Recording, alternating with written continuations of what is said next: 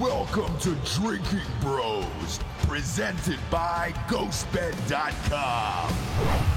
All right, baby. Drinking Bros Sports Tailgate Legends Show. It's the show where we tailgate with legends, and we have a real legend. I've said this like 1,000 shows that we have a real legend, but this show I actually fucking mean we have a real legend. Guys, Matthew Dodge in the house, baby. Hello. I'm infamous. That's more than famous. So. Yeah? You're famous to me. Look, I fucking...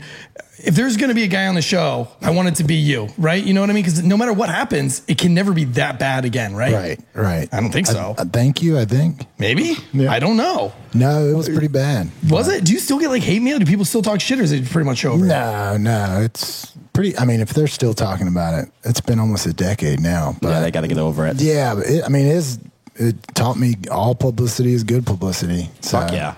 Yeah, because I feel like probably nobody would know your name if you didn't do that, right? Like 10 years after you're out of the league, do you think anybody would still think you? No, right? I mean, a punter that played for a year, like... You're a little too jacked to be a punter, I think. Thank you, man. I feel like you could have made that tackle. Big arms, big paychecks. No, man. Deshaun Jackson's a slippery guy. I don't have quite enough melanin. So I ran my 40 in forever. So no, I ran 140 in college and blew my hamstring out. So you learned right off the bat there, like this. I'm just gonna kick the ball. Yeah, but you wanted to kick more than you wanted to punt, though, right? Yeah, coming out of high school. Yeah, which is true for a lot of guys because I played soccer, and you can take a soccer player and teach them how to kick field goals in 5 minutes, but there's way more quality kickers than there are punters. So I went to App State at first, and to kick, that's what I was recruited for, but started right away as a punter. So I read a story about you were late to soccer practice. They gave you the boot, and that's how you kind of found kicking in football. Yeah, Is this true? So we had a coach from England. How about another shrimp on the barbie, mate? Yeah, he was. That's Australia. Oh. He took, well, that was part of England, right? Sure. That's where they sent all the prisoners. I saw the show. But no, so I was a minute late to voluntary practice. And he wanted to make an example out of me. Like, dude, you're not taking this seriously. I'm like, dude, I'm 14. I just got out of my mom's Astra van. And he's like, no, you need to leave. And I'm like... Well, I didn't have a cell phone, and I was like, shit, I already have my soccer cleats, and the varsity kicker was kicking, so I walked over and played football. So stars aligned. Thanks a lot, England. Another poor judgment on their part. So when you did you know when you first started kicking, when you're 14, were you like, I'm definitely going to fucking do this? No, so growing up, I always had a really strong leg. At every level I could kick, playing soccer, could always kick further than everybody. I always took the goal kicks, penalty kicks. So I always had a really strong leg. And then I kicked a little bit, like Pop Warner, Pee Wee, middle school. But, it's like first day of practice, they line everybody up to see who can kick the furthest. And so I did that, but I had no idea. I had my varsity coach. He saw me punt and kick my freshman year and said, dude, you're going to go to college for this. And I started focus on it a little bit then. But coming from a really small town like Morehead City, I could kick, but you always think the guys from Charlotte and Raleigh are whenever I get in that competition, they're going to be, they're going to crush me. But yeah, every level I went, even into the pros, had one of the stronger legs in the league. So it was kind of, I always say that nobody could teach Shaq how to be 7 feet tall. No one could teach me how to have a strong leg. I was kind of born with it. Couldn't teach Shaq how to shoot the free throw either, though. So right. I think one of the greatest, if not the greatest kicker of all time is Adam Vinatieri. Oh, yeah. He played linebacker in high school. Were you just strictly a kicker, or did you fuck around in high school, I was not joking about the unathleticism. I had a really good vertical jump, but... that's good on field goal block team. That's about it. So no, I played a little bit of quarterback my freshman year, but no, when you went back for your reunion for high school, and you saw all the other guys that played high school football that might have been labeled the jocks. A lot of guys peaked early. Yeah. Were you just look at me now, bitch? Well, I made it. Well, I mean, I'm not going to brag. I was pretty popular in high school. And were you really the kicker? Like the kicker's popular? I got a lot more going for me. Oh, I got you. So you're not just the kicker. also See these punted. arms. I also did kickoffs. I also too. read poetry, asshole. Right, yeah. No, so funny story. We had our 10-year reunion, and I forgot because I was senior class president. And I didn't At your know- high school? You were senior class high? Yeah, like I was promising peace in the Middle East. Like, Did you make posters and shit? Yeah. Did Lexus had a thing? It was like passionate pursuit of perfection. I just had my picture, just total joke, and ended up beating this girl Kate, who I guess wanted it on her resume for college, but Not anymore, Kate. sweetie, I was Kate. born with this strong leg. So, but yeah, apparently senior class president's supposed to organize the reunion. Oh, shit. So dropped the ball on that one too. So we just all met at a bar, but yeah, Like a real bar or like a Hooters? That's how it should be anyway, though, right? dude, Hooters has not survived. Do you think it would? We're right next to Cherry Point, and I think there's like a lot of pregnant women working there. Dude, I mean, I went there for Mother's Day. I took my wife there for Mother's Day because they had a good wing dude, special. you are romantic, man. Yeah. Well, there's a wing shortage. Yeah. Have you Well, heard now about there that? is. There really is. Did you hear about that, Matt? There's a wing shortage right now? I heard there wasn't there like something burned down. Like Yeah, millions fire of in chickens? Arizona, I heard. Yeah. Rest in power with all those chickens Sure. out there. Sure, It's like the just keeping us coin down. shortage and the gas shortage and all the other shortages we've been having lately. Man, you Full of imagine if shit. they created a job shortage? How many people would be running out to get a job? Like, They still wouldn't. We're all lazy as fuck. yeah, that's true. So we got to address the elephant in the room. We're not going to harp on it the whole show, but let's Dude, kind of. he's sitting He's right there. over Why there. are you- Well, he won't shut the Come fuck up, on, and he's man. got his big floppy ears going on. Oh, okay. So Tom Coughlin was your coach at the time when the infamous punt, when should have went out of bounds, you should punt it to Deshaun Jackson. Now, Is Tom Coughlin cool? Yeah, man. Is he cool too? he seems like an asshole, though. He seems like a guy I wouldn't want to play for. He's from the old school, you know, Yes. like military. Like Belichick. We had Coughlin time, which was 10 minutes early or It was something? 5 minutes early. Okay. And if you were a second late to a meeting, he would fine you like $1,500. It was crazy. But he was always fair to me. But he looked angry a lot. Yeah, well, he looked red in the face a lot too. But I mean, as a guy who's been around football for a long time, like Coughlin was, Yep. he would even know you weren't to blame for that game. He because would? I think so. You guys, what was that? 30, you ever talk to him about 31 to 10 lead, the team blew. So it's not down to that punt. It was down to the defense. Not showing No, up. yeah, but you know, hey, it taught me if you're going to screw up, don't be the last person to screw up. Yeah, that's true, right? Just pick your timing a little bit better. But no, so the infamous punt. I don't know. Do you want to set the stage for what? Sure. I mean, you were there. I blocked it out of my mind. Let's bring it back. Yeah. Some suppressed memories. Right.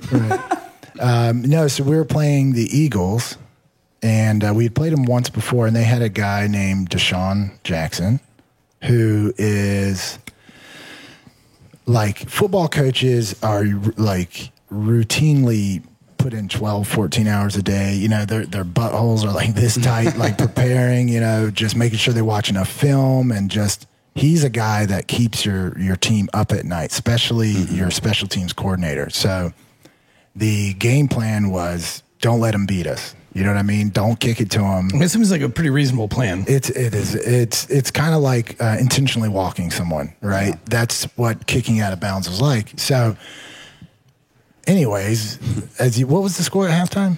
Well, I know it was a 31 to 10 Yeah. game at one point. Eli threw a couple picks because what Eli does a lot. So the first half, I mean, we were dominating. Yeah. Like I was doing like Crank the Soldier Boy on the sidelines. Like I was having a great. Yes, it's been that long. So 2010. I think it was old then too, but it's still a classic. maybe 07 when I came out. So, anyways, we had like all the momentum, but they had a guy named Michael Vick, who maybe you heard of him, you know, big dog advocate. Peter loves Mike Vick. But yeah. And I had a buddy who had a pit bull named Vic. That's awesome. That's great. I think he died. The dog. But a fighting accident, I'm sure. Yeah. They were sparring. But so like fast forward the second half, and it was just we couldn't do anything right. We couldn't stop them. And it all we got the ball back. I can't remember what the final score was, but the game was tied, I believe, at the end of the game. I'm telling you, I haven't thought about it. But anyways, we get the ball back with like a minute left, right? And I'm thinking, sick. Like, we're going to drive down, kick a field goal, win. I'm going to party in Manhattan with a bunch of 6-foot like anorexic models that were just, I don't think they had their after 9 license, but anyways, no way I'm going to punt. There's no way. Well, lo and behold, we had like an incomplete and then a run and didn't get it. And it's 4th down with like 10 seconds left on the clock. I mean, are you at this point watching the game, or are you already fucking getting your mirror out and like cutting up your Coke and like getting ready to rage? Well, so that's what you do at halftime. And I had enough, but what are we saying? Wes Welker had a lot more. We're talking about after the, okay, no. But, I mean, were you intently watching the game? Oh, hell yeah. Okay, you were all in it. You got to be ready. I mean, dude, come on. yeah, man. Okay. I mean, shit, I don't know. I don't fucking so sports. No, on the sidelines, if you ever look at the I'll be punters over there and eating the kickers, fucking nachos. I was a rookie, so you have so much energy, so I just literally kick into the net the entire game. Okay. Just constantly. You don't stay warm too, right? Stay warm, but you just have so much energy, and it's like the whole game is like 3rd down. Okay, we don't know if there's going to be a conversion, and you run to the sideline. Oh, we got the 1st down. Then you go kind of start it over again. Okay. So I was doing that, and then there's like 4th down punt team, and I'm like, oh shit, this feels important, and it was, and everybody on the way to the field said, dude, kick it out of bounds. You think, when I watched the film, you look like the most nervous punter of all time. And you were doing this with your hands. You were like squeezing your hands. Was freezing. Oh, okay. I mean, I wasn't nervous, man. So yeah, I kicked it right to him, bobbled it, and then it was kind of like a perfect storm, like slow motion, guys just getting blown up, and it was me and him, which, yeah, it's not always going to be advantage. He had plenty of moves. He knew where he was going, and so he did something. I dove, and he had the presence of mind to get to the goal line and actually turn parallel to it, because he was looking up at the clock. Yeah, and then stepped in. Game was over, and I'm thinking, oh no, I learned that night. Were you looking for a flag? Please God, be a flag. There had to have been one, man. I was no, I was just, you're kind of in shock, but I learned that night how big the NFL is, like the reach that it has that night. Because, I had TMZ was calling my sister. Somehow they got her. Shit. They put out what car I drove, where I lived. It was weird. Like, I had no idea. I played every sport growing up. Football was probably 4 out of 5 sports in terms of my favorite. It just happened to be the one I made it. So it taught me how big the NFL was, but also it taught me that you can screw up on a monumental stage. Part of that's probably being in New York, right? Yeah, a lot of it's in New York. I think there was something like 80,000 people there live. Millions watching it elsewhere, and then a story came out that I was crying in the locker room. Which, can you confirm or deny that? Man, it was a blur. My contact. No, I wasn't crying. It was literally you're in shock, dude. Yeah, you're just like, holy fuck. Yeah, you're just like, yeah, that's it. And we had to watch film the next day, so it's just all this stuff is rushing to my head, and it had already been kind of a tumultuous season for me. If I was playing at a smaller place, like, I don't know, St. Louis or something like that, you can kind of hide there for a couple of years. New York, you can't hide. So, yeah, it was tough. He scored, and it didn't kick us out of the playoffs, but it made it like you didn't control your own destiny anymore. You had to win out, and this team had to lose, that team had to lose, and they ended up going to the playoffs. And were the guys talking shit to you on the way in, or did they just kind of understood it? Yeah, they all have. It could have been any of us. Yeah, they understood it. Were they fuck you, Matt? Yeah, I'm sure a couple of them wanted to.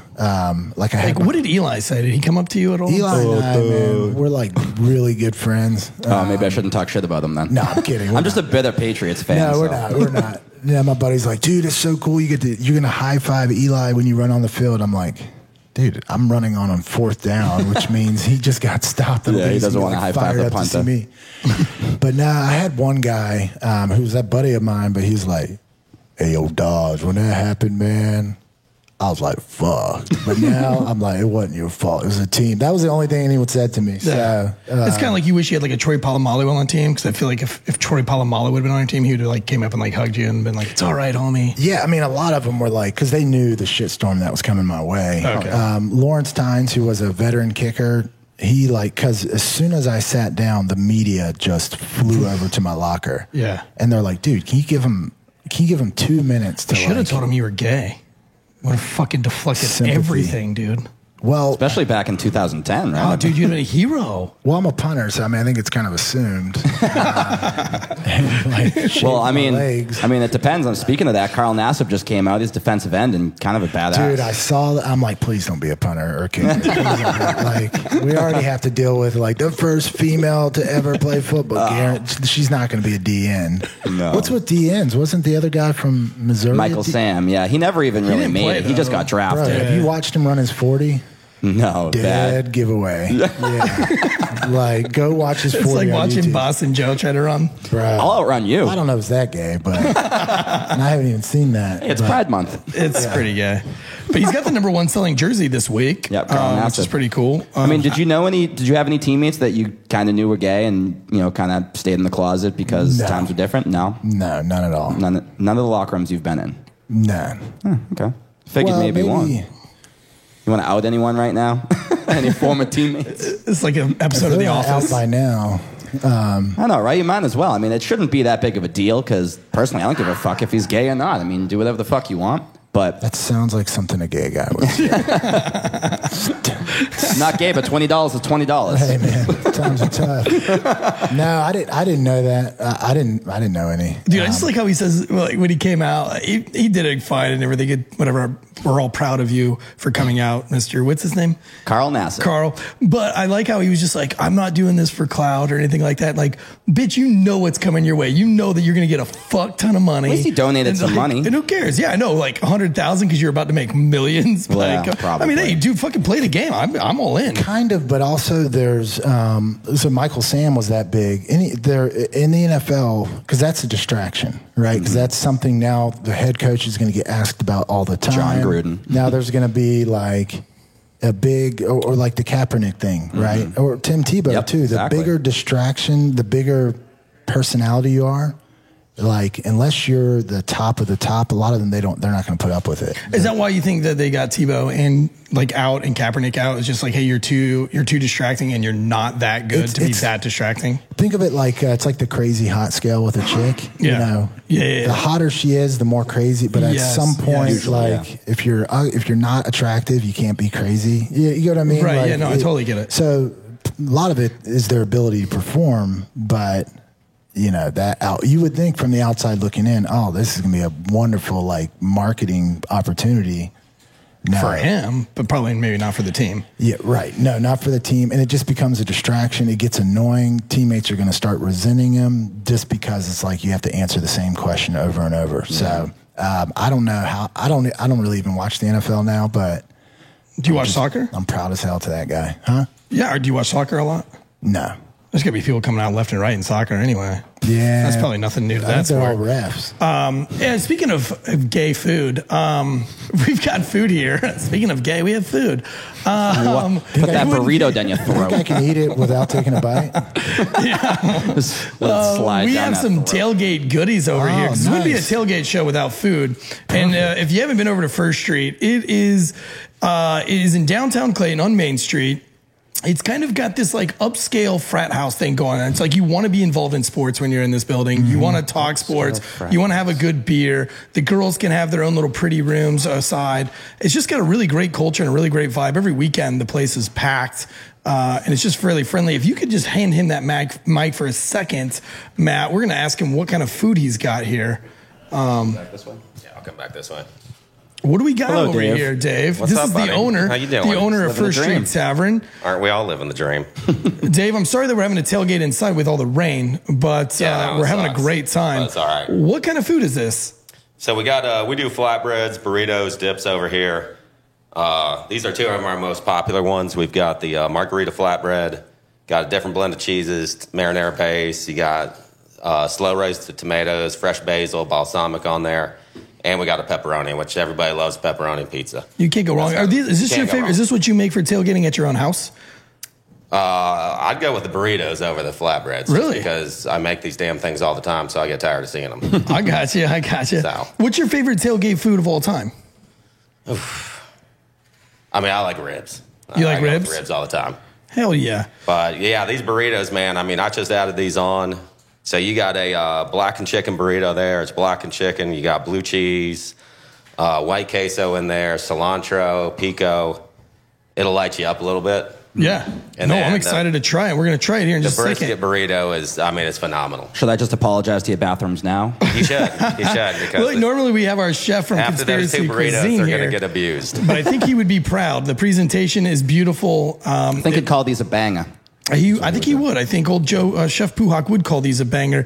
And, Dave, we really appreciate you hosting us here at First absolutely. Street Tavern I appreciate on you Main guys Street. being And look, here, we're going to sure. rage here later this afternoon. And we're really excited despite the rain. It's not going to slow us down. So, That's right. But I appreciate it. We'll get into this food here Yeah, shortly. y'all get into it. Thank you, sir. Thank you, sir.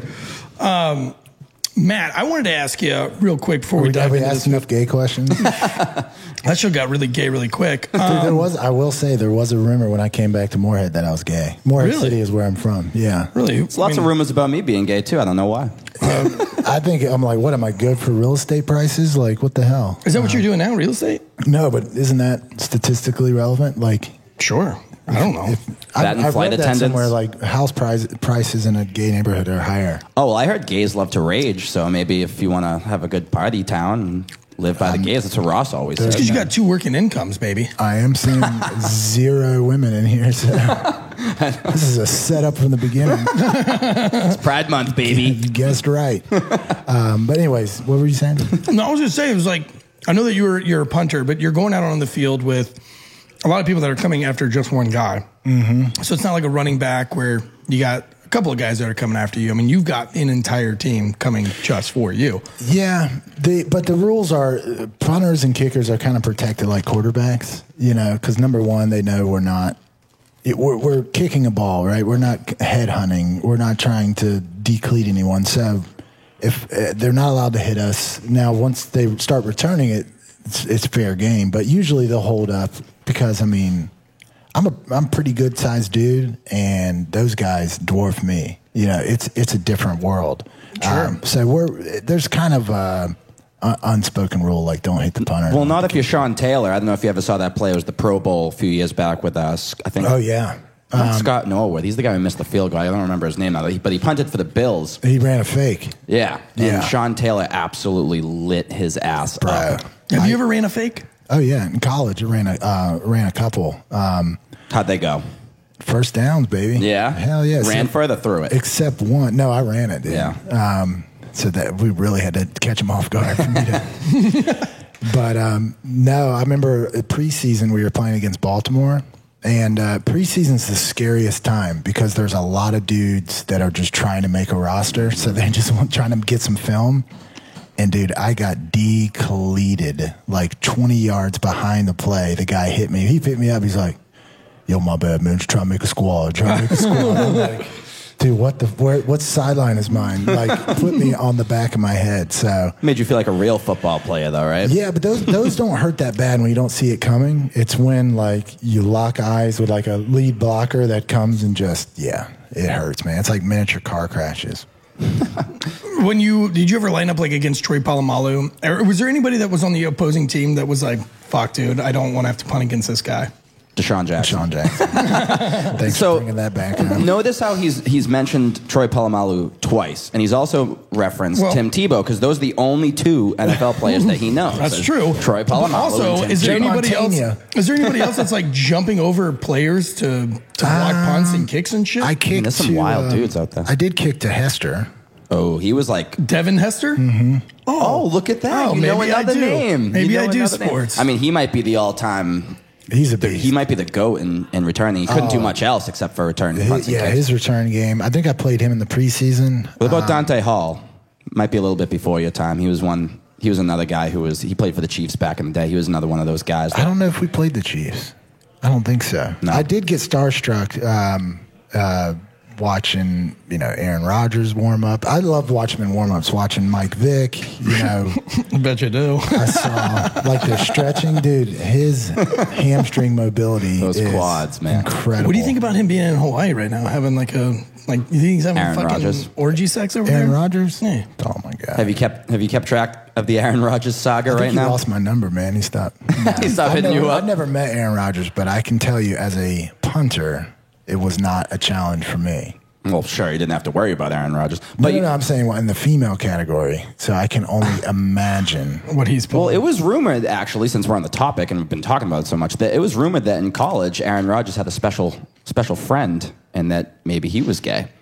So No he way. tried to silence all the 0% haters. chance. And Well, have you ever heard that Aaron Rodgers is asexual? well, I believe that.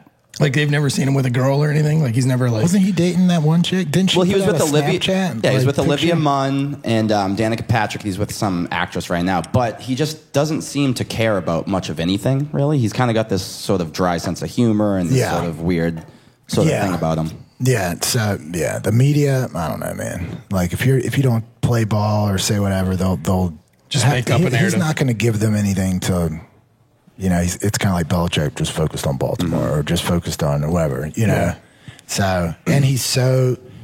Maybe that's what he's singing in Hawaii right now. Maybe that's why he's doing it. He's like, let's give him something to talk about. Hell yeah.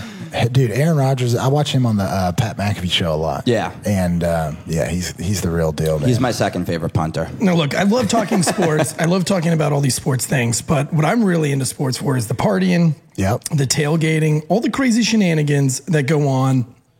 What are some insights? What do you got? Like, obviously you Giants fans or you Giants players rage because what? Fucking one of your dudes shot himself in the leg, raging too hard. Yeah. Plaxico Burress. I know you guys are raging. So college is much more than pros. Okay. Because college, everyone's 18 to 22, all going out together. In the pros, you have guys with like 4 kids and then rookies. So I guess a lot of the rookies, we went out in Lower Manhattan a lot, which was pretty cool. A lot different from Carteret County, North Carolina. But no, college was.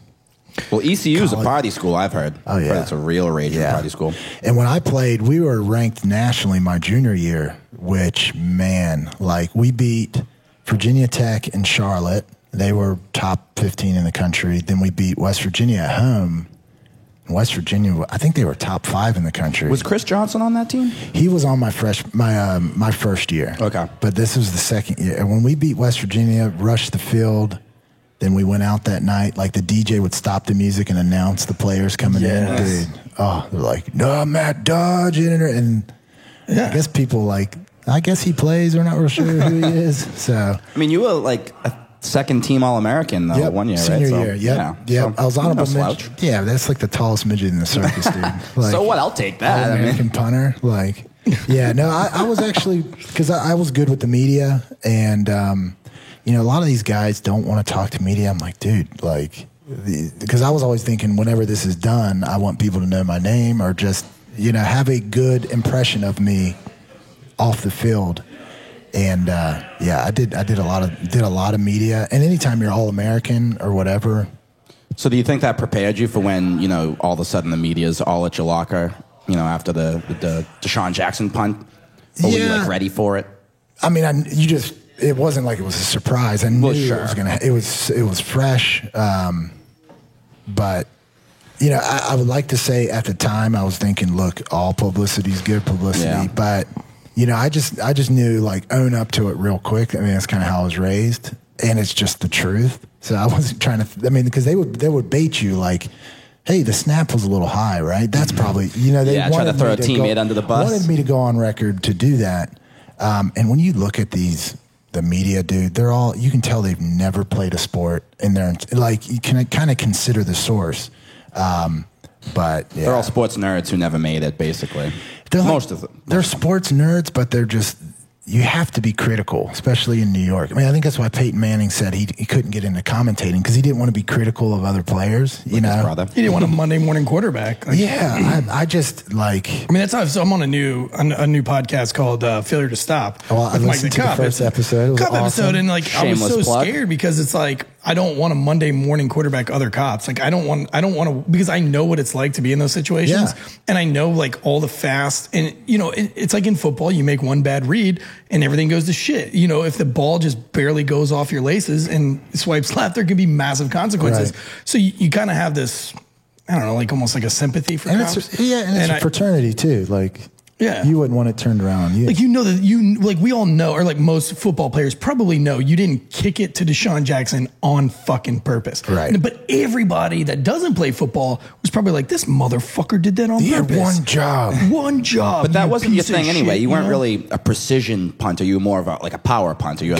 Yes. beast of a So leg, I was right? like John Rocker as a punter. And when I got there, so I was replacing Jeff Fiegels. Mm-hmm. If you've heard of that name, played for like 22 years. And he was like Tom Glavine. If you remember that picture, he just like 90, Atlanta Braves. like 90 miles per hour on the, like just hit your spots. And so I got there first day of practice. I was hitting bombs. I mean, that's all I wanted to do. And then it was like, all right, cool. 65 down the middle. We want you to do 40 out of bounds. And I was like, what? It was essentially like putting me on a 150-yard par 3 and handing me a driver. Did they not Like, scout say, you "Lynn," properly? That's what I'm wondering, man. Like, Because you were 7th round, right? Yep. I wasn't Mr. Insignificant, but I was pretty close. What was that like? What was draft day like when you found out you were going to the Giants? Man. Was your parents Yeah. there? Did you expect to get drafted? I knew there was a chance, Yeah. but also I think there was 3 punters drafted that year, which is actually kind of high. But there was a couple of teams that I had talked to. So it's kind of like getting recruited out of high school. So you start getting quote unquote recruited, and there's only so many teams. There's 32 punters in the world, right? So there's maybe 10 teams every year that have a need, and 2 of them may use a draft pick or whatever. So I thought I would, or I thought if I was going to, it was going to be either the Patriots, who they drafted a guy in the 5th round, Zoltan Mesko. Oh, Zoltan Mesko. Wow. Played against him in the Senior Bowl. Yeah, he won a couple Super Bowls with the Pats. He was a lefty, too. Could have been, man. Zoltan Could have Mesko. been. Yeah, we would have been a lot cooler if you played for the Pats. You punt like once every 2 weeks. I know, with Brady, right? Holy hell. With Eli, you probably had to punt a lot. Yeah. No, we're good. And then, so that they took him. I'm like, all right, I get it, And then 6th round, Tampa Bay was another team I talked to. So I'm like, all right, they got a pick coming up. If they're going to take a punter or draft, it could happen right here. And they drafted a guy out of Virginia Tech, another guy I played against. So I'm like, well, I guess, it's not meant to be, I wasn't like crying over it or whatever. Was all your family there? And Yeah, so we were at my house, and the reality is we didn't have cable. Like, my mom hated TV. Yeah. She would always call it smut TV. yeah, that's what my mom called And it. I'm like, Smut, Mom, smut, we're not smut. watching slut TV. She's like, I said smut. I'm like, so that Oh, was you that was always our Southerners. joke. Yeah, we're so quick-witted, man. We know it works, man. So my dad, this is literally how I was watching who was getting drafted, okay? He's in front of our computer hitting refresh on Yahoo Sports. Like, you want to talk about the worst, like, just taking forever for it to pop up. And my buddy was getting married that same day, and in Salter Path, North Carolina. I don't know if y'all have ever been down. It's a small little beach town. And I'm like, Dad, I got to go, man. Like, I got to get to the wedding. And he's like, no, son, I think you need to stay. Like, I'm like, dude, I'm not going to sit over your shoulder and watch you hit refresh. I mean, like fucking pilgrims, dude, like doing this shit. And so I'm like, no, I got to go. I was a little frustrated. So I left, got in my car, and I'm going over the bridge to Atlantic Beach. And my phone goes off, and it's a number from New Jersey.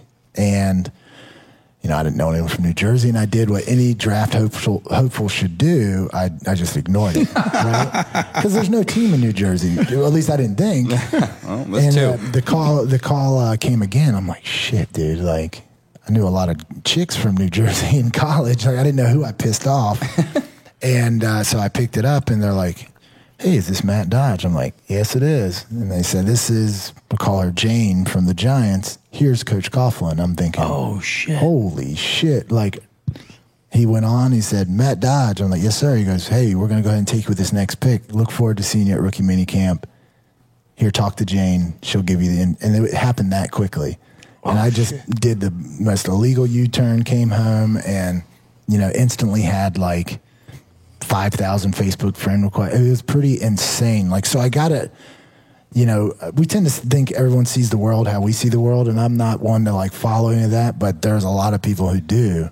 And it changed my life immediately. But yeah, that's how I was on the bridge going to Atlantic Beach when I got that call. Damn. What are you doing now? What are you doing these days?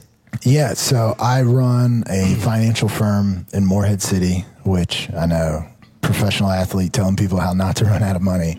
But yeah, so I do that, work with retirees. And then also I love creating content. What's the name of the business? Market Street Wealth Management. So it's actually a story, a business outside of Philly acquired ours. So That Philly connection. I am a legend in Philly. Yes. Like, no, I haven't had to pay for a drink ever there. It's like Nick Foles than you.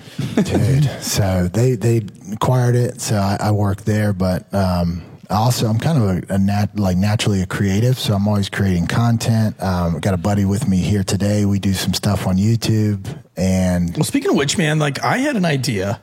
I don't know if you're down with it or not. If you're not, don't say it on the show. Pants on or off. Yeah. But, Stand up 69. You ever seen Tosh.0? Tosh, yeah, oh yeah. You see when he does the redemption videos? We were thinking that maybe we could do a Tosh.0 style redemption video. What we have a brewery down the street called Deep River, and we have gotten an ECU alum. He's the captain of a Division II rugby team.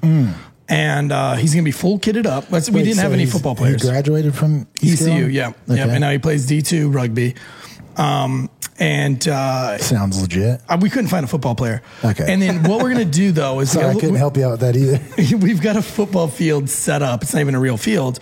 But we're going to give you a chance to redeem yourself by punting the ball. All you got to do is punt it out of bounds at a brewery. There'll be a bunch of people watching. No All you have to pressure. do is not punt it to the captain of the Clayton so to clarify, Bootleggers rugby team. Are we trying to kick it out of bounds? Yep. All you got to do is kick it out of bounds. And you got to do it 40 yards. 40 yards out of bounds, no sweat. Just don't kick it to him. Boston Joe and I'll take care of the rest. We'll celebrate. It's been 10 years since the fucking thing. This is your time to rage. Practice. Yep, you've had 10 years to get rid of this. Get rid of these demons. We'll just do it. It'll be over. We'll all go to the brewery. We'll get fucking tanked. We'll put the video up on your social medias, our social medias. Dude, I have LinkedIn. Do you want to do it? We'll bury the hatchet, as they say. Well, LinkedIn, is that where you create content? I have never met a single fucking person that creates content. So on LinkedIn. entrepreneurial. It's Facebook for grown-ups, dude. So let me get it. So redeem. Okay, I'm not. You think you getting could do nervous. it? Hands to Heart Center. Do I think I can do it? Yeah. Dude, 100%, man. Like, this is the moment I've been waiting for. Really? See, I thought you'd be mad. I thought you'd be like, you fucking assholes. I kind of wish you were. I'd love to see you knock him out, but No, man. I want to. Dude, you know when you said you were a punter, I was thinking this opportunity. I was thinking like a punter was going to show up, and like who was the punter for the Jaguars way back in the day that was like super small? all of them. Oh, he was a tiny Sorry, I don't remember dude. the punter for the Jags, the most irrelevant team ever. That's true. But you remember Troy Polamalu, right? Minshew, right? Yeah, God. Another East Carolina guy. Dude, I would love to, man. I want to show people I still got it. You still got it. Well, we'll give you that opportunity here later. I wanted to ask you though. We talked about, you said you were starstruck over like Aaron Rodgers and stuff. I always have this thing where it's like if I played football, I think one thing that would be scarier than anything is having Ray Lewis when he comes out of the tunnel. And I know you're a punter. Please and tell me he's don't- going to be on the field. Yeah. Like if yeah, I deem he's myself. In a white, he'll be in a white suit. This shit just got real. But Boston Joe's going to be blocking him. Okay. So. Well, then we're good. We're good. But I mean, was there any Raise his kill players count. with that like, did, when Ray Lewis came out of the tunnel, or when, any of those guys, were you starstruck for that, or was there a So feeling? it's not Can you feel their presence? It's not so much like starstruck, right? I guess because you You look feel at them their as your peers intensity. too. You look at them like they're your peer. Like, hey, I've got a jersey on too. Yeah, Yeah. You're competing against him too. But I mean, like in the intensity, can you feel his intensity when God, he's yeah, coming dude. out? All of them, literally. So you go to college, it's the best high school players. you go to the pros, it's the best college players, right? So Right. it's like just taking the top Right. 1 or 2% of each. So literally Brandon Jacobs was a running back we had. I would just marvel Big dude. at how athletic everybody was, how big everybody was. I mean, massive. Victor Cruz was in the locker room. UMass next to guy. mine. Yeah, man. Did he teach you how to do the salsa dance too? I don't think he knew I existed. Well, if you remember, he had that preseason game against the Jets where he had 3 touchdowns. Yeah, and that's where he broke onto the scene. Yeah, he was didn't doing, last like, long He though. was doing like interviews in Spanish. I'm like, dude, you speak Spanish? He's like, dude, my last name's Cruz. So, but yeah, I guess you just marvel. I mean, what I wish everyone had a chance to go onto the sidelines and just hear how hard these guys hit. Like Just the the collisions. sound. I mean, you're like, oh my God, that like, and the line every single down is just. But the biggest difference between college and the pros must be the speed, though, right? Everything must move 10 times faster compared to ECU and then going to the Giants, right? Yeah, I mean, it's the best at every position. That's Yeah. the best way I can put it. You know, in college, it's just like in high school, right? You look at a high school team, there might be like, hey, there's 2 guys that might go D1. So, like, and they are just above and beyond, better than everybody else. Men amongst boys. Right? And then in college, you'll have, it's kind of the same thing. There's a couple guys Handful. that could go pro. Well, in the pros, it's like, I guess you could say there's all pro guys, but they're all amazing. Yeah. Like they're all ridiculous. I mean, DNs now are running 4.5s, 4.4s. Yeah, freaks. At 6'4", 265 pounds. Like, And they're gay, so. but Some of them. He means to say they're brave. Yeah. They're brave. So brave, so brave. Look, I've got a couple of really on-the-spot questions to ask you, but first, we've got some sponsors that pay for this fucking shit wagon to be on the road, keeps us tailgating. And listen, the power went out right before the show because we have some very foul weather outside, and we've lost internet, and we haven't been able to get it back. So I'm doing this ad read with, I'm just going to do it. Ad-lib? I'm just doing it ad lib, and I'm doing Ad-lib it as ad if I read. remember There you it. But our first sponsor is GhostBed from ghostbed.com. GhostBed has been a loyal sponsor of the Drinking Bros for 5 years. Oil made in the USA. USA. That's right. If you buy a GhostBed, you get a 101-day return policy. It's not 99, it's not 102, but you get 101 days to sleep on a GhostBed. If you don't like it, super easy return. If you use the promo code Drinkin' Bros, so if you go to ghostbed.com/Drinkin' Bros, baby, you get 40% off for a bundle with with an adjustable base, or 30% off for just the bed. I think, is that how it goes? I might be a little bit wrong on that. Easy enough. financing if you have 90% mediocre. off. 90% off. Call now. Call now. Free pillow. But if you man, shit, I don't know if I remember all this. Well, you like to say that it keeps you cool while staying hard. Yeah, GhostBed keeps you cool while staying hard. It's all made in the USA. Easy returns. You get the 40% off using the promo code. But you're not going to Drinkin' return Bros. it anyway. You're Not gonna going to keep that return it, bed so it doesn't for really life. fucking matter. But everybody's got one. I mean, who gives a shit? Ross Patterson, the Godfather himself, is on one. Hot Bob just got one for his new baby. Man, shit, everybody we know, we've got one. Even the coach of the Clayton rugby team here, the D2 rugby team, he's carrying one. I mean, that's all we need. I don't even need an ad read. All of our friends use GhostBed. We use GhostBed. It's the only bed you should be sleeping on, getting laid on, having a good time on, being gay on, doesn't matter. Do it on a fucking GhostBed. And then we have Killcliff. We sure do. Do you know who invented Killcliff? Tansy does. Joe Rogan? Yep. Joe Rogan. No, but he has his own drink. It was a Navy SEAL who invented Killcliff, as we know It was by actually now. Deshaun Al Jackson. Gore. That was the internet. No, sorry. that was I was gonna say, and the man bear pig in the woods. Fill the cave with some Flamin' Joe Ignite, and we'll get that man bear pig out of the woods real quick. That's a South Park reference for all you people out there. But as we all know, like Tansy was saying, the sponsors are the reason why we do this shit. They're the only reason that we're continuing to be able to do this shit. So we thank them greatly. Flamin' Joe is my favorite. I also like the rest of them, but Flaming Joe, I mean, anything that's associated with Joe Rogan is cool for me. They also have the Mango Tango, the Orange Kush. You familiar with some Orange Kush? You don't have to say it if you don't want to. I did in hell. No, it's a Bill Clinton reference. There you go. Strawberry Days, but get the variety pack. Get a little bit of this, get a little bit of that. But if you use the promo code Drinkin' Bros right now, you get 30% off all the Killcliff apparel, which is some super cool shit. And also the drinks that will keep you going all through the night like we were. I saw that skateboard deck that they just came out with. Yeah, I tagged you in it. fucking want one. Yeah, I want to. I mean, if we win it, if one of us wins it, I'll take the shirt. You can take the skateboard. I sent a message to Arcelli. She's the publicist, and I said, "Look, how do we fucking get a skateboard?" How do we get a publicist? That's pretty rad. I know, it sounds kind of like pretentious, right? They're a publicist. We ain't shit. My handlers. Yeah, but she's dope as shit. She is. Can you return the Kill Cliff after 101 days? You ain't going to return this shit. There's no sugar, 20 calories per can, B vitamins, electrolytes. It's naturally flavored. Maybe you got to drink the one can that we actually have left. I was going to send him to get you ready for your big redemption. Oh, man. Oh, yeah, you should smash that before the big redemption. You should butt chug it. Oh, okay. It's an ECU guy. He knows what he's doing. Listen, go to killcliff.com. Use the promo code Drinkin' Bros, 30% off. It's a no-brainer. Why wouldn't you? Buy the whole friggin' store. Also, go to drinkinbros.com and go to the store there and buy the super cool apparel, too. Gay for straight. All politicians. Oh, that is a great shirt. Gay for straight. Not to say they have a shirt. It's gay for George Strait. Yeah, yes. Gay for straight. Which I am. Very popular shirt right now on Drinkin' Bros. Gay for straight, and the defund politician shirt. ACAP. APAC. All politicians are cunts. That's a great shirt. It is a great one. But go to killcliff.com. Use promo code Drinkin' Bros. I mean, we've heard this a million times over. There's no reason why you shouldn't be doing it right now. Pause. Actually, hammer the like button. Yeah, hammer that like button. Give us a fucking Then download. pause. Yep. Buy yourself some Flamin' Joe. Then resume this. And that is KILLCLIFF.com. Kill Cliff. And last but not least, Instill Distilling Company, makers of the finest rums in North America.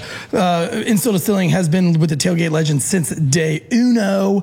I'm very fond of Instill Distilling Company, mainly because I own it. But if you are a big rum fan and you want to try some award-winning rum out of North Carolina, we are available in Florida, Orlando, Tampa, St. Pete, Jacksonville, Florida, all over Central and Northeast Florida, and then all over North Carolina. From the ocean to the mountains, you can find us, and we're going to send you home with 3 bottles of Instill as well, Mr. Dodge. So punt that. Can are cops allowed to drink that? Yeah, anybody can drink They're just it. not allowed to. Anybody can drink to it. open the. only person that's what it is. The only person that can't drink it is a politician. I always say if my son came out and they were like, one of my 3 sons was like, "Dad, I'm gay," I'd be like, "Whatever, it's cool. I don't give a 2 shits if you're gay or not." If they were like, "Dad, I'm a heroin addict," I'd be like, "Whatever. Not going to bail you out of Talk about an jail." old school parent here. Not going to bail you out of jail. Not giving you any money either. But if my son came home and was like, "Dad, I think I'm going to go to college to be a politician," I would say, "Change your last name and get the fuck out." That's where I draw. I mean, I'm tolerant, but I'm not that tolerant. No, we don't like politicians around here. They can all get fucked. What does it say? Poly is many ticks or blood-sucking insects. Oh, look at that. That's like a new that. one. We might have on to. a t-shirt. Yeah, we might have to With a adopt small that. font. We might have to adopt that. So they have to get real close to read it. Dude, yeah. Do you tailgate? I mean, do you watch football? You said you don't watch very much football. No, man. So my son's about to turn 3, so I'm usually hanging out with him. Is he kicking yet? Oh yeah, dude. Is he going to be a kicker? Got the Das Boot. Oh, dude, are you going to live vicariously through him and just like train him to make that one punt? Like he's just punting out of bounds. Don't be right that now. dad. I already bought him a foam roller for his hamstrings. And, yeah, dude. Like Gonna go to ECU and everything. he's a savant, man. Like, no, it's so funny. He does sidewalk chalk things, and I Yeah. always put in like Epstein didn't kill himself. And I take a picture. I'm like, dude, my son is so, like he knows what's going on. But no, he does pick stuff up and kick it, and so It just came naturally to him. Well, obviously you couldn't tailgate because you were playing in the game, but I'm sure you saw the ECU tailgates. Did they get wild at ECU? It's when I transferred from App to East Carolina. I had to sit out a year, and yeah, no one does it better. Yeah, wild. Especially when you have a winning team. If we just have a 500 team at East Carolina, I haven't been to any better than East Carolina. Baton Rouge was pretty crazy. We played there when I was at App. Let me see where else are good. I mean, college tailgating is. Yeah. Was there any fans when you were playing with the New York? Were there any fans that just like really kind of you were like, man, this Dude, fucking they were these so guys. respectful. Yeah, I bet. No, dude, I wore earplugs. They're like Lawrence Tynes. Like after he's like, dude, put these earplugs in because it is constant. There are people that go to the games and they'll yell until until you acknowledge them, and then they'll yell even more. So Philly had some funny fans. I was going to say, who's the worst opposing team? Philly is infamous for having awful Philly, fans. well, the worst, I mean, your home fans, honestly, you ask any player, they would say, look, we'd rather play on the road because it's just you and your teammates. And when the fans are booing, it means you actually did good. You don't like hearing your home crowd when they're booing because they're booing you, you know? Not me specifically, yeah, me a lot. Maybe once. Maybe one time. But a lot of like, you're a bum. And but no, in Philly one time. And Get batteries thrown at you? That was West Virginia, man. I thought they did that. We played at West Virginia. They have batteries in West Virginia? Car batteries, man. It hurt. You got to keep your helmet on. No, but in Philly, there's one guy just like dodge. And finally I turned around. And it was stupid, but it made me laugh. But he's like, because I wore a glove on my left hand because it's Michael freezing Jackson? cold. Yeah, dude. You don't like diddling kids, too. I heard you say that a few times. Wait, what? Isn't that what Michael Jackson does? That's what he did. Allegedly? Yeah, allegedly. Yeah. He did. Smooth criminal. Macaulay Culkin. Pretty young thing. Sorry. But Continue. and I'm not. I guess down Nick with Carter that. at this point. That is not brave. No, that is not. So no, I was wearing that, and he dodged, and I was like, "What, dude?" And he's like, "Why don't you put a glove on your foot?" And he said that somehow he said it, and I turned around, and it's like the cast of The Sopranos high-fiving each other. Paulie's like, there. That was actually pretty funny. Like Lawrence Tynes was like, "Yeah, dude, that was good." Every once in a while, I get a good It chuckle was out so of it. stupid, but man, they'll do research on you. Like, hey, sorry I didn't work out with your ex, and like go do her name. I mean, it's pretty wild, man. Well, as a punter, you're kind of like a goalie in like hockey, right? Where you can do research and you can stay behind that person because you're not on the field most of the time. You can kind of find your spot and go at you. Yeah. But you talked about wanting to be a kicker before you were punting. Are you kind of glad that you didn't end up being a kicker because that's even more of a mental game? I mean, you probably hear more shit as a kicker than a punter. Yeah, but you're not having to kick it out of bounds. You're just kicking it right down the fucking middle. But that's you probably have more pressure on you, like Blair Walsh for the Vikings a couple years ago. You can hit a bad punt and get away with it. Yeah. It lands and rolls like 20 yards, and it was a net 55-yard punt. But kicking I love that because I played soccer, right? Mm-hmm. Soccer style kicking. It was just way more natural. Punting is a completely different leg swing from kicking. You remember the old toe ball kickers back in the day, just straight on? Mm-hmm. Yeah. That's a lot more what punting is like. Yeah. Whereas kicking, I don't know, this is like, people are like, that's so interesting, Matt. But like, let me break it down for you. But yeah, so punting was not as natural as kicking was. But hey, man, what I realize, if you want to play, and I work with some young kids, I'm like, get good at punting because you go to a camp, there's 100 kids there, 90 of them are good at field goals, maybe 10 can punt, and 5 of them are good at punting. So you can get on the field a lot faster. You ever see Andy Reid as a kid? The pass, punt, and kick competition? No, man, I wish I did. There's a video. You got to go check it out afterwards. I got a cannon, too, man. I can throw the ball. Well, apparently he was like 6 feet tall when everyone else was, when he was like 12 years old, and he was a massive child. And he was in a punt, pass, and kick competition, and he looked like a 30-year-old man competing. So every time the Eagles used to play, and every time now the Chiefs play, and they go back and they show that Andy Reid video. I didn't know that. Yeah, you gotta go back. I just and watch remember that. Didn't he have his like face shield that was like completely fogged up? Oh yeah, and then he had his face mask didn't really sit on his fat face the same way. Dude, you're pretty tall. How tall are you? I'm about 6 feet. Okay. He's not athletic either. But if there's women listening, I'm like 6'3". Hey man, 6 foot, 6 figures, and 6. Tansy, how tall are you? 5'8", baby. I don't believe it. Stretching it though. Yeah, it's like 5'7". Yeah, probably. Gravity's tough, dude. How much did you get? So I always challenge people. How much did you weigh when you were born? Oh, I have no fucking idea. Gonna have to ask my mom on that one. Really? No. So Definitely couldn't ask his dad because he doesn't have one. Happy Father's Day, by the way. Hey man, I got 2 kids. I don't know who the mothers are. That's what he always says. That's what I said. No, I was 11 pounds 8 ounces. Holy shit! I know how big my kids Did you were. break your mom? Jesus, Dude. That's a ham. Yeah, I was shaped like a Pez dispenser, dude. Like it was all head. Like I didn't walk till I was like 16 months. They thought I had muscular dystrophy, but it was because my head was so big. Jesus. So I got that going for me. And you seem to be very proud of it. But it's funny. So I competed against Steve Weatherford in New York, and dude, he beat me in everything. Like everything in life. I had a goal. I wanted to be on the front of Muscular Development magazine. Like, just wanted. He had been on magazines. I drove a Camaro. He drove a Challenger, and I think I read somewhere that the Camaro was lighter than the Challenger, and it can beat him. And I'm like, he's like, yeah, I got a Challenger. I'm like, oh, sucks, man. I got a Camaro, and he goes, mine has 900 horsepower. So he beat me there. Took a shower. He beat me there.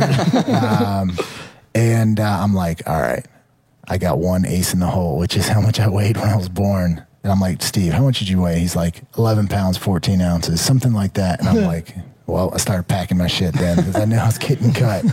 And Steve's still a good buddy of mine. I actually got to meet Metallica backstage in San Diego with him. Really? And James Drew Hetfield? Brees. That was a surreal moment. Yeah? Yeah. Is he a good How's guy? Drew He seems Brees? like a Is he good dope? guy. Drew's cool. And I was like, Drew, hey, dude, there's going to be a lot of cameras following me around. Dude. You'll get used to it. Yeah, play it off. But no, James, what's the lead? Hatfield? Or James Hetfield, yeah. Hetfield, yeah. Love Metallica. He had a funny line, actually. So he said they were doing a tour in China, and Drew was like, Drew, that's what I call him. First name Brees. basis. Drooby Mr. dooby doo. Brees, was like, oh, do you got a big fan base in China? He goes, no, they're pretty short. And did like, dude, it was the Did best he dad apologize? joke. Did he apologize in In Chinese? Chinese, like John Cena did? Did he apologize in Chinese? Dude, you can't cancel Metallica, dude. No, fuck They no. played in front of 17 million people. They in played on Soviet every Union. continent, too. Yeah, man. Including Antarctica. They were, and just, I don't know, have you ever seen them? I don't know if y'all are Metallica fans. But I saw them live. I was at Gillette Stadium right in the pit. it sounded awesome. Unbelievable. Like, it was, I think Hetfield's voice sounds better live than it does in the studio, actually. Dude. I think he's incredible. I mean, to be fair and to be honest, I think if they kept Dave Mustaine from Megadeth when he originally was with the band instead of Kirk Hammett, maybe they would have been a better band, but whatever. James Hetfield makes that band. I know Lars gets a lot of shit because of the whole Napster thing, drummer there. dude, Lars' hair, man, is struggling. Dude. Yeah, but I mean, they're still an all-time band. Dude, so you grew up surf culture? Do you Yeah. grew up punk rock stuff? Yeah, like that? I was NoFX. No, he was Pennywise. Alanis Morissette. Oh, Pennywise? Yeah, dude. yeah, Pennywise, Funk Authority, NoFX, Graham,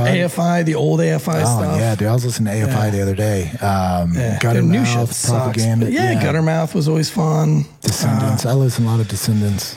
Yeah, that was big punk rock ska, some ska bands, Voodoo Less Than Ghost Jake? Skulls, Less Than Jake. Yeah. Nice, man. Yeah. Yeah, I grew up. My brother always had punk rock, like Bad Religion. I was listening to that stuff nonstop. So. You know, in our day, it was, I always say it was Rage Against the Machine. Now I feel like today's youth and today's punk rocks are like, let's all rage with the machine. That's the thing now with like, punk, it's dude. fucking crazy, dude. Like, Rise Against should change their name to Rise With. Oh my god, dude! Like, how about all the like late night shows coming out with like vaccine songs? Have you ever Yikes. seen anything like that? Yikes. Dude, it's so crazy. It's like all the cringiest- government. like, oh, James Corden is doing. Probably could get it now. Like, Yeah. That pushed me over the edge. It's so crazy, man. I don't like people telling me what to do anyway, so. It's a weird time, dude. Yeah, so we had a punk show at Instill, and it was a bunch of younger punk scene, and not younger than I'm used to. Like, I'm used to the old school punk rock dudes who were like, it didn't matter what the government was saying to do. Like, even if it was like legit gonna save your life, you still didn't fucking do it. Right. And like, you never said excuse me. You were never polite as a punk rocker. Like, you fucking shoulder shrugged anybody. And if anybody wanted to fuck around and find out, you pulled out that roll of Meet you in the dimes. pit. Yeah, you mosh. fuck Dude, them up. I moshed to Agent Orange in Jacksonville, North Carolina. It was Oh, dude, rad. that is sick. And so, like, these kids were like coming over and they were like, oh, excuse me, yes, sir. Oh, and then excuse me, and moving and out of the way. And so I finally got up between one of the shows. I grabbed the mic and I was like, listen, if one of you fucking punk rock kids say yes, ma'am, or no, ma'am to me or my staff, I will punch you in the fucking teeth. You're punk rockers. Fucking act like it. Dude, and take your seriously. stupid masks off. You're fucking Seriously. embarrassing yourselves. Dude, it is.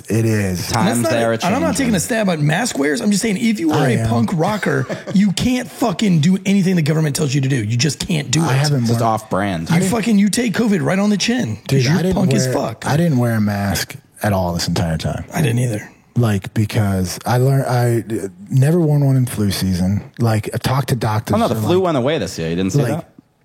It is, man. It's a miracle. funny how that works, isn't it? Dude, but it's like, wait a second. I put this dirty, like, made in the USA bandana over my face, and I'm protected. So the second I saw it had nothing to do with safety, everything to do with compliance.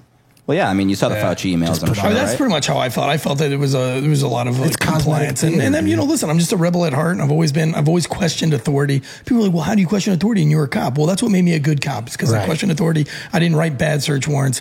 I always fucking questioned what the narratives were and what I was doing, and so I don't know. I just at some point it just clicked in my brain that this was more to do with getting me to obey and be obedient, and that's just not my character, Dude, So I thought I was taking crazy pills last year. Like, if you'd have told me, if I went in a coma in January and woke up in August and you told me, I would have thought there was an alien invasion. Like, how yeah. crazy things are locked down. Kind of wish there was, honestly.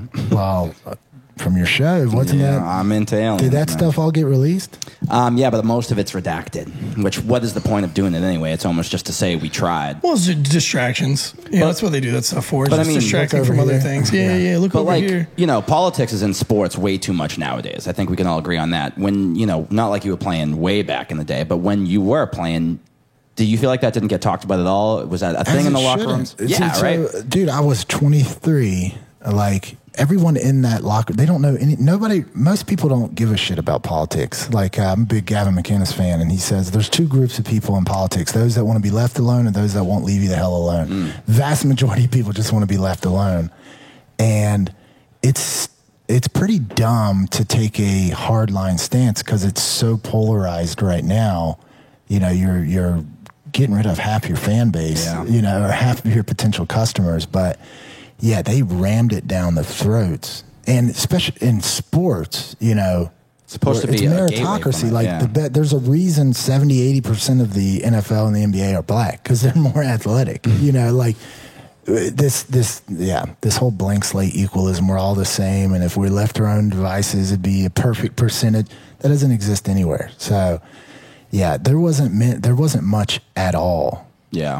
At that It's time. funny how quickly it changed, though. I mean, it wasn't that long ago until all of a sudden it's just in your face. I think ESPN and the media ESPN, they're the my big God, problem. dude. They're the ones who want to keep perpetuating it. I'm sure a lot of the players don't want to talk about this shit, but ESPN asked them a lot about of these it. players, they know nothing other than football. Yeah. Right? Like, with your own career, like, you have to be if you want to be successful, you have to hone in on whatever your skill or craft is.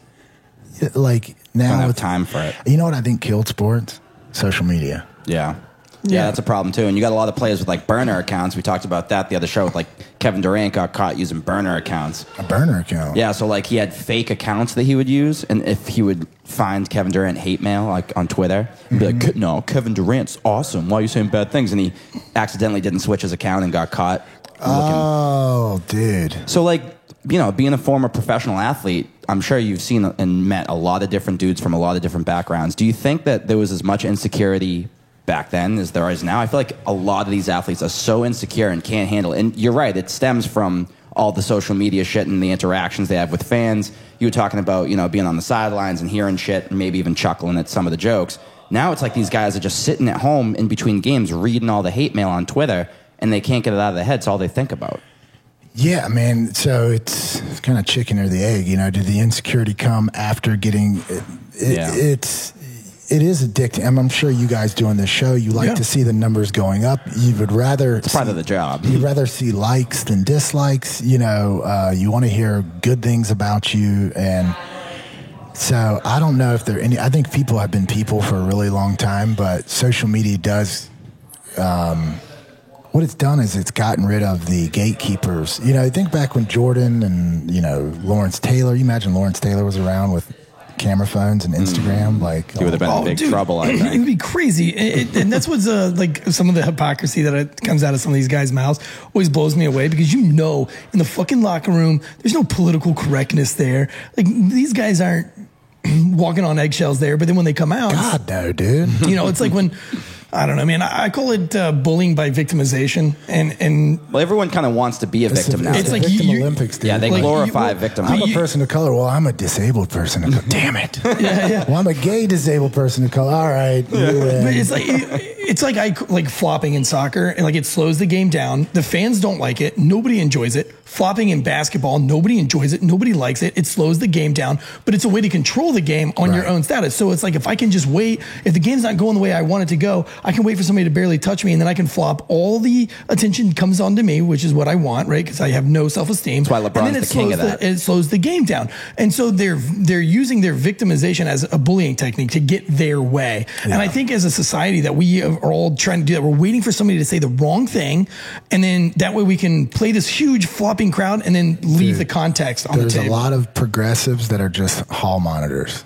You know, they're sitting there looking to see who's late for class or who's running in the hallway. Put their mouth on the water fountain. Oh, fucking Johnny. narcs. You know, just a bunch. And look at any mom's group on Facebook. Any communist takeover. No communist dictatorship was able to take over without people ratting on each other. You know, they were encouraged to do that. And you're starting to see that now, like, hey, tell on your neighbors who aren't wearing their mask or aren't social distancing. You know, it's like, what the hell happened to America, dude? But slippery slope. College, dude, almost started a race war.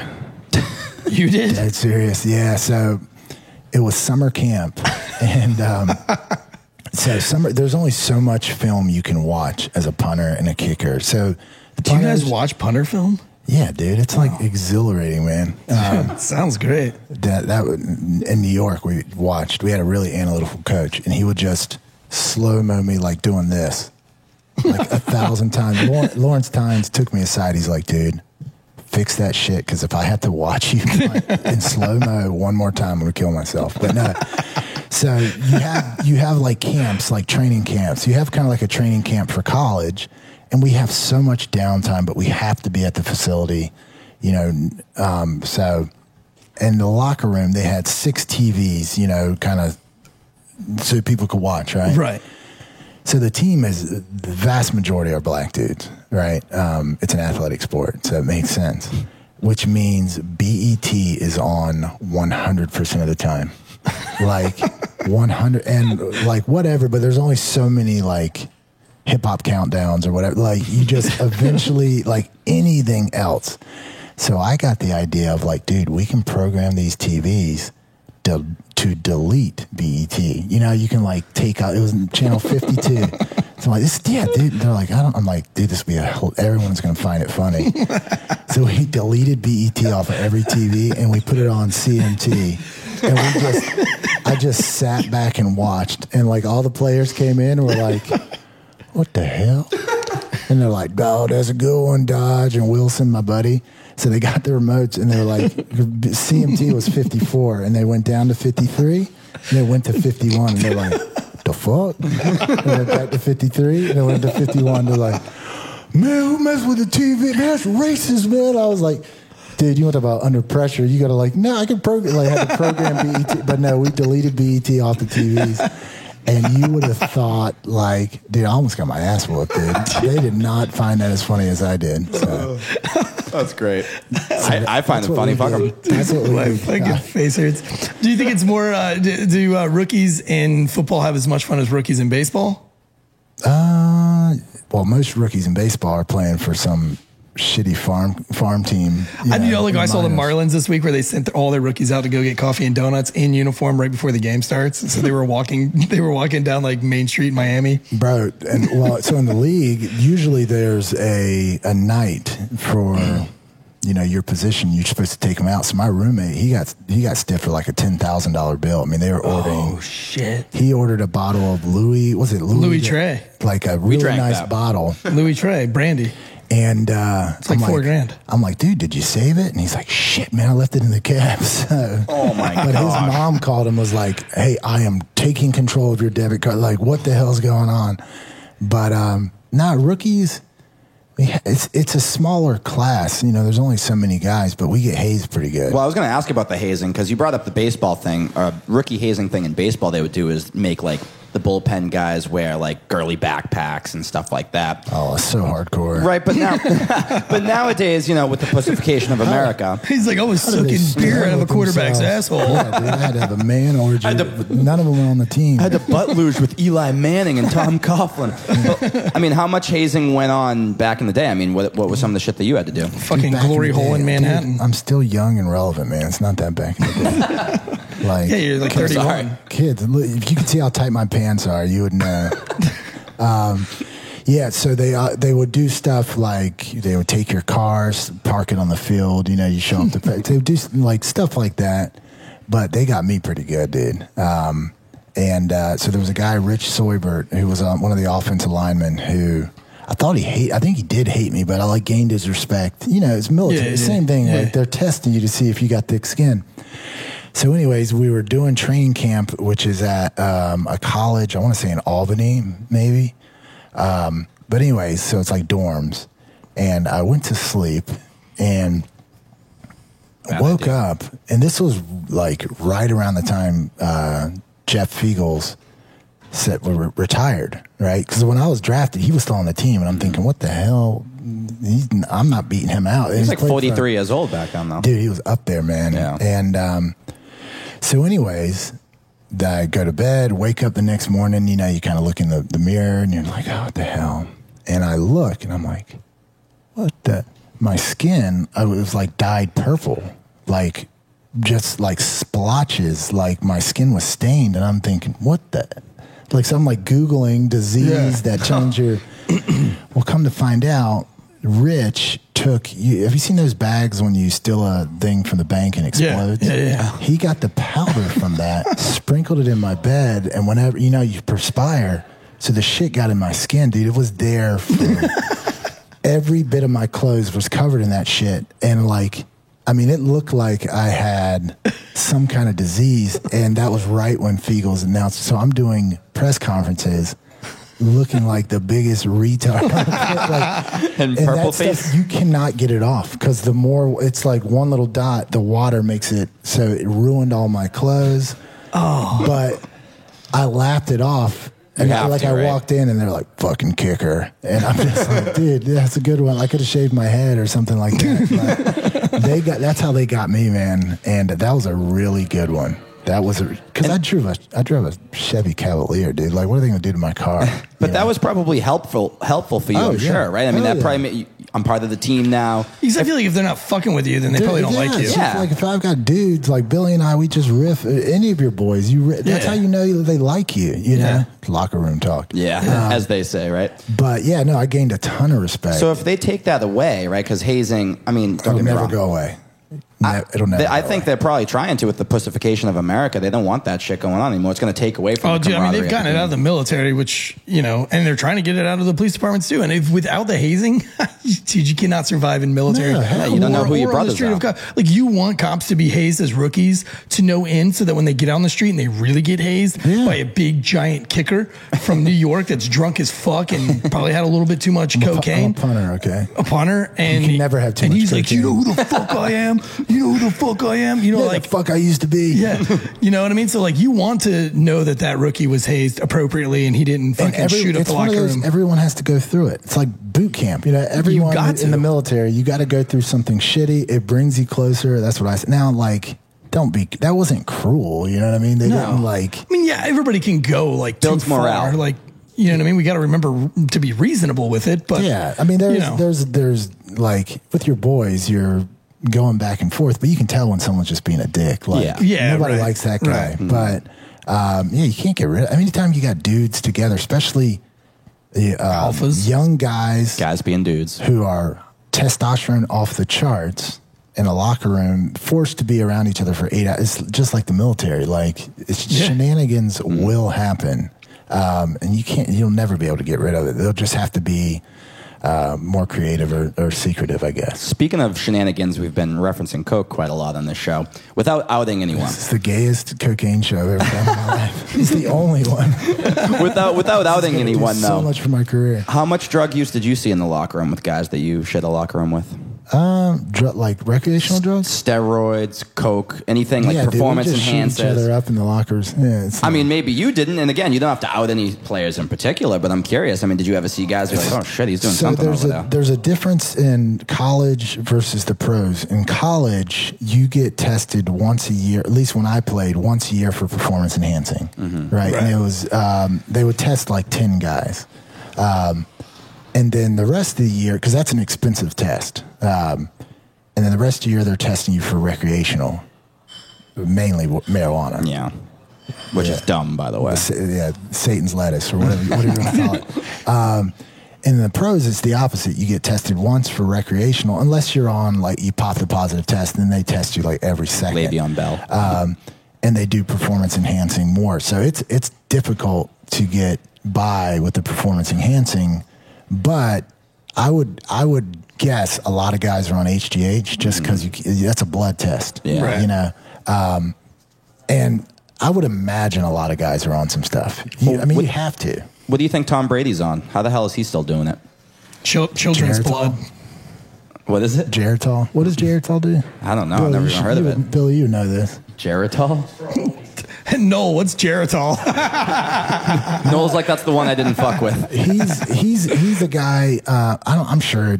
I mean, so a lot of those guys, they'll get. You can test to see how your body reacts to different foods if you have food allergies. So a lot of them have chefs. I mean, these guys are making $15-20 million a year. It makes sense if it's going to cost you $100,000 a year to hire a chef. That's just right. So adrenochrome, of course. So. Baby blood? Baby blood. Hey, man. I mean, I don't get it. I mean, bro, you got to bring me on a conspiracy show. we'd love to. Brady, I'm not sure, but I mean, he's a guy that he knows his limitations. He's not trying to run outside. He doesn't take a lot of hits, So I don't know. So we talked about Eli a little bit earlier. I don't know how close you really were with Eli. I'm a bit of Patriots fan, so I hate Eli without even knowing Eli. Was he as dumb as he made himself look? Eli? Yeah. Shoot, dude, he's smart as hell. You ever looked at an NFL playbook? Oh, I'm half joking. Obviously, he's way more intelligent than my dumbass talking into a microphone. But I mean, I'm sure you've seen the Eli face and all the memes and all the shit of Eli. Yeah, I didn't get. He was definitely mischievous. He loved pulling pranks. But, really? Interesting. Oh, yeah. Well, I'm sure you got that from Peyton, right? I mean, him and Peyton were always probably doing. Yeah, but he was super laid back, and I didn't know him. I'm assuming he's extremely intelligent, but yeah, I could see that looking at his face. It's crazy to think. I mean, you see him like at the beach with a shirt off, and you're like, that dude beat Tom Brady in the Super Bowl twice. Yeah, How the fuck did that happen? There's some guys, man, they have like a truck driver body, dude, and you're like, It's like me. You know what I mean? Like, you look at me, you don't think, You look like wow, a this bowling guy, this guy's the real they deal. say Thor, like This guy's a melting real, ice cream. this guy's a real Fat Thor. podcaster. yeah, for sure. Listening to your cop podcast, and I'm like, that guy's been through some shit. Oh, you're just scratching the surface. Wait, you got to tune in next week for more. Was that big chick that was twerking with the poop coming out? Was she wearing a mask or not? No, they weren't masks back then. They didn't have masks back That's then. back when masks didn't work.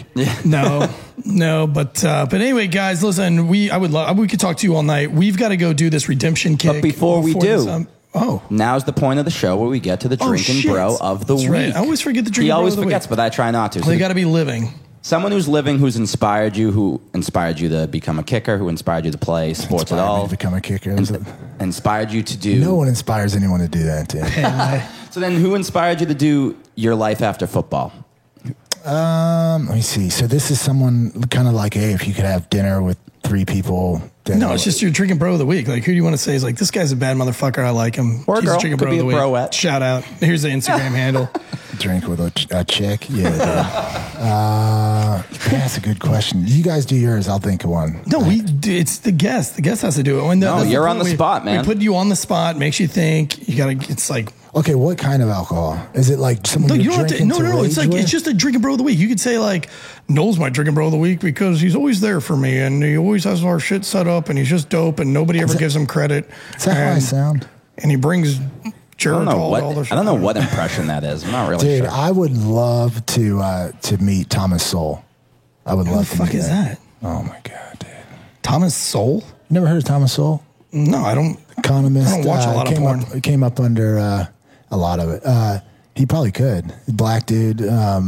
came up under Milton Friedman, a lot of those guys. So Is he check an out Thomas athlete? Sowell. No. He's an economist, free market guy. Okay, so that's your drinking bro of the week, Thomas Yes, Sowell. he Does he wrote- have an Instagram or anything? I bet Dan Holloway I knows think who he's that is. close to 90 now. Oh. He wrote a book called let's see, White Liberals and Black Rednecks. It's one of the greatest books ever. Interesting. Really? Yeah, I would love to meet Thomas Sowell. Okay, well, that's there you a go. drinking bro. Thomas Sowell. I would like to drink with Gavin McInnes too. Who's that? Gosh, Oh my god. Gavin McInnes. I think he founded Vice and then sold it, and then Oh, I gotcha. Vice changed a little bit after he's that. been canceled, really canceled. But yeah, he's awesome. Well, dude, you've been really awesome, and we really appreciate you coming you, down man. here I and appreciate fucking that. This hanging is with awesome. us. Look, we want to do a tailgate for an ECU game with you too. Maybe we can line that up. Maybe we get Robert Jones to get come Rob down. Jones out there, and I mean like Dude, really ECU party. legend. Dude, if you guys come to a game, I get all the boys. Halloween at ECU. Is it still the same way as it used to be? I would assume, man, That shit was crazy. it's sketchy. Yeah. A lot of the locals show Talk up. about drugs. I used My to God. be in Salem, Massachusetts on Halloween. It couldn't be any different. No. I'm telling you, ECU. Yeah, Yeah, There's an wild. easy- Well, we're gonna set a tailgate up this fall, Dude, and let me we're gonna know. go I'll out get there. the We're gonna guys in. rage. Yeah, We'll do a live fuck show yeah. just like we're doing. We'll have a bunch of dudes on. We'll drink some beers. We'll do all the things that you sports guys do at tailgates. We'll talk all sorts watch of film. sports. We'll talk all sorts. We'll watch you in slow mo 100 times. But right now we've got a redemption kick that we got to take care of, guys. So make sure you tune into social medias for all those that. doubters. I'm about Yeah. to prove you wrong. It's about to prove you wrong, baby. Redemption song. I don't know that song. Oh, come on. Bob Marley, you motherfucker. Never heard of her. Never heard of it. Jesus Christ.